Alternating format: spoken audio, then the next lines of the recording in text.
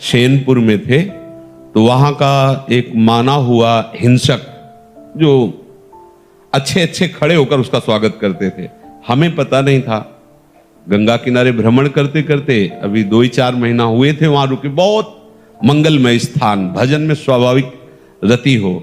सांप बिच्छी तो वहां चीटी की तरह घूमते थे।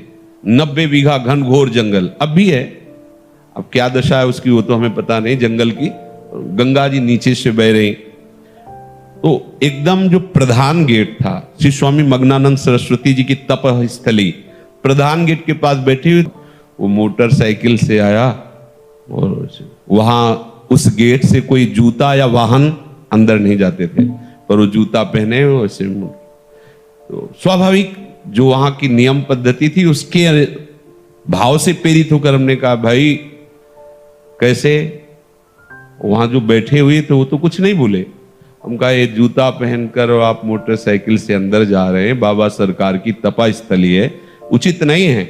और बाई तरफ ऐसे देखा, गाड़ी वहीं खड़ी की, चला गया जो भी जैसा, जूते पहने ही। फिर वापस आया, हम कहा भाई गाड़ी यहां स्टार्ट नहीं होगी, बाहर ले जाके स्टार्ट करो गाड़ी। हम भाव कहा था कि यहां स्टार्ट मत करना, बाहर ले जाओ। वो स्टार्ट ही नहीं हुई, बड़ा प्रयास किया, नहीं स्टार्ट हुई।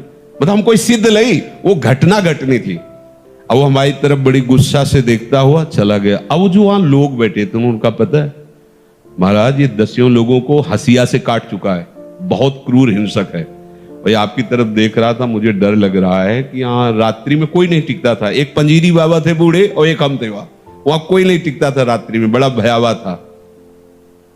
हमारे मन में है कि भगवान रक्षक हैं, हमने कोई अहित नहीं किया, कोई अमंगल नहीं किया, एक सिद्धांत की बात उसको बताई। सुबह गंगा स्नान करके विशाल अशोक का वृक्ष, उसके नीचे हम पद्मासन लगाए बैठे हुए थे, तो पत्तों में जो पैरों की खरखराहट होती ऐसा सुनाई दिया कि कोई नजदीक आ रहा है।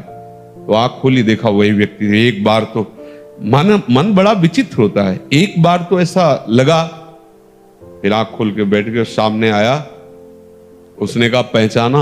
हम कहा आप वही हैं जिनको कल हमने रोका था कि आप है। तो बोले मुझे जानते हो?